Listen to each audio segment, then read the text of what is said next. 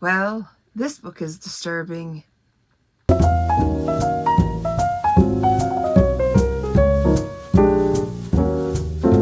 Hi, my name is Flossie. This is the Grape Jelly Library, where we love to talk about books, but I don't know how much we're going to love to talk about the book that I am currently reading.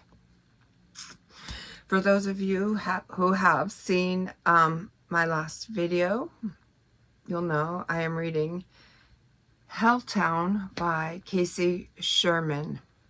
And I'm gonna tell you a little bit about it in just a few. But I'm gonna start off by talking about two other books. One book that I am reading, one book I am no longer reading. Let's talk about the book that I'm no longer reading. Let's do that. I cannot be trusted with my books. I cannot. This thing is a hot mess. I was swimming, and I know better than to take my books in the pool with me. But I was good, and I did bring it out of the pool with me. Oh goodness, it's awful. I put it on the table on the patio, and I did have the umbrella up. And then I went grocery shopping. When I came out of the grocery store, and let me just say that when I went grocery shopping, my intentions were to be zippy about it. Zip, zip, zip. And I'm out of there. Stick to the plan, because I wanted to come home and get back into the pool and, start reading more of this book. But I was probably 20 minutes in the store, and when I got out, the sky was an awful looking black, and the wind was ferocious. And I knew two things: my raft was going to blow out of the pool, and my book was going to have to go to the book cemetery. That's exactly what happened. So here's the book I'm no longer reading. Heart the Lover. I am no longer reading this book. Abandoned Ship. The thing is a hot mess. It's extremely warped. And because of the current situation with this book, I have lost interest in it. All right. Yeah, so that's on me. That's on me. I've heard so many wonderful things about this book. So many wonderful things, but I'm not going to go and buy another one, and I don't want to put forth a credit, on my Barnes & Noble Audible audio, my Barnes & Noble's audio credits, or my Audible audio credit. I don't want to not waste a credit, but I don't want to use a credit again. And I just couldn't sit there reading this shameful thing that I, with the oh gosh, I'm torn up. This was my beloved book. But I wreaked havoc on it, and now I cannot. I know I should love it, right? I should still love it. Because things that are old and used deserve love too. But I don't know if I can. I just don't know. Shame on me. Okay, so there's that. Now let's talk about a book that I recently finished, maybe about 3 weeks ago. A commenter, when I read the Dick Van Dyke book, 100 Tips to Live into 100, something like that. This book right here. When I read this book, I read it because, wow, he's 100 years old. Woo woo. I never watched any of his shows, never, other than, I probably saw Mary Poppins. In fact, I know I did. and Chitty Chitty Bang Bang, and that was about it. But I'm well aware of who he is. So anyways, I read his book because I like positivity and I like people who are jovial. So you want to tell me how I can get to 100? I'm listening.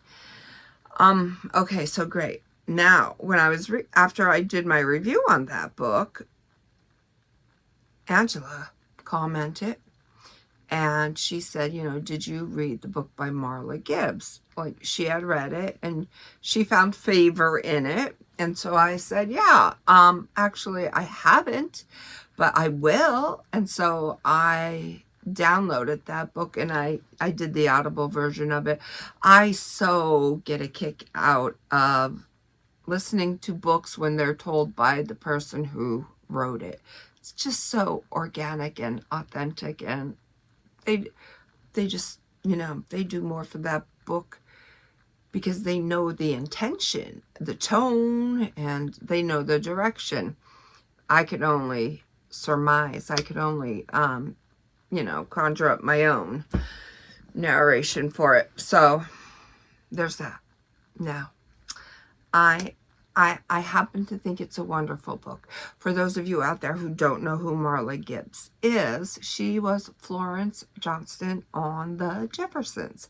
And let me tell you, every time the Jeffersons came on, which was once a week, I was watching it. And then somewhere along the lines when the Jeffersons, I guess, went into syndication and they were doing the reruns, they were playing reruns. Yeah, I was there for that too. Like let's just say every day at 5 o'clock or 6 o'clock, it's the Jeffersons. Yeah, I'm there for that. I'll do my homework after the Jeffersons are over. I did get a kick out of George. I did get a kick out of Florence. So the book is a good book. I learned a lot of things about perseverance, and I learned, you know, I am a strong individual. So, you know, I identify with other people, especially women who are strong and strong-willed. So, you know, this book was relatable in certain aspects of, you know, the will to carry on through anything and persevere and plow through it. So I get that. And I'm like, you know, I'm one with her with that. But I did not know the abuse that she suffered. I did not know that she was unloved by her mother and mistreated by her grandmother. As a child, that is like devastating. It breaks my heart. I find it sickening. Children are to be cherished. They're to be loved. They're to be favored. You know, find your enjoyment in the children. There are blessings. And how you can mistreat a child is beyond me. I don't understand that. So to find out that she was mistreated, that broke my heart.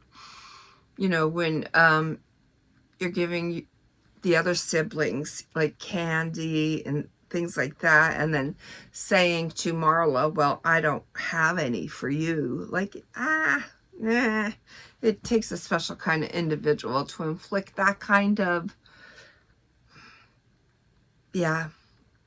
abuse on a child, to exclude them and leave them out. Nah, I can't. But I was so surprised to learn she found herself in that situation. Now, I was surprised, you know, like, I get it. Some people become mothers and they weren't meant to fit that role. And that's sad, and that's what she found. That's the position she found herself in.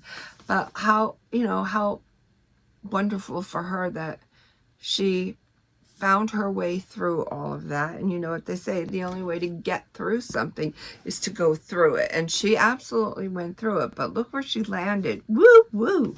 Go Marla. She landed on the, you know, the the pot of gold, the shiny side of the, I want to say coin, but that's not even a phrase. But anyways, you know what I'm trying to say. So yeah, good for her. My mentality and my mind is on this other book. So I feel like I'm scattered, but I did enjoy this book. I will say that again. And Marla, I believe she's 97 years old. 97 years old is that's a good also spot to find yourself in, especially, you know, if you have not endured sicknesses and surgeries and, you know, ill health. So, yeah, you know, and you know what? She was on that show 227. Now, I didn't watch 227. I know all about 227 and, you know, but that was not a show that caught my eye. I did like Jackie though, but it didn't hold my attention. So there's that. But she did star on that show, and she, I think, got like 100% credit for, I'm not sure if it was like, I'm just speaking out of turn here, like directing it or, I don't know. She had a major part in that show behind the scenes and the direction that it was going. And she really, you know, fought for certain things to happen on that show and certain things to be excluded for that show. So she was a powerhouse on that show, and pretty much things went her way. You know, there was like no debate in that. It was like her way or the highway. So if you were a fan of that show, you know she had a heavy hand in each episode and the direction that episode was going in. So there's that. That was another good read for me. I did enjoy that. Now let's talk. I just said let's talk about the book that I'm reading now. Ugh. It's graphic. It's gruesome. It's disturbing. It's mentally taxing. It's Helltown by Sherman. It's this son of a gun. And you know what? What's my page number? Okay. I'm on 132. 132 of this book. And right out of the gate, they're telling me about Kurt Vonnegut. Now, what does he have to do with this? How does he tie into this? And in my previous video, I mentioned that Kurt is not a nice person. And he's not. He does not treat his family well. He's mean to his wife. He's mean to his children. He tells them to shut up. He is unfaithful to his wife. And he's just not a nice guy. But somehow the story was flip-flopping. It was like we were being told about Tony Costa and his evil, gruesome, disgusting behaviors. And then we'd go to Kurt Vonnegut. And then we'd go to Tony and Kurt and Tony and Kurt. And now we're just Tony.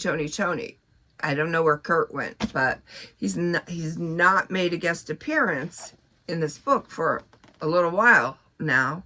So, but we're on victim 1, 2, 3, 4. I believe we're on victim 4 now. Tony has an alter ego, and he named him Devereaux. Corey Devereaux. And he named him after somebody, I believe, from school who he despised. He despises. And this alter ego is telling Tony to do bad things. And obviously Tony's doing them, but then Tony's separating himself from the act. Well, you know, I would not do this. You did this. You made me do this because, you know, I would not do this. Yet, he's doing it. He did it 1, 2, 3, 4 times so far. And,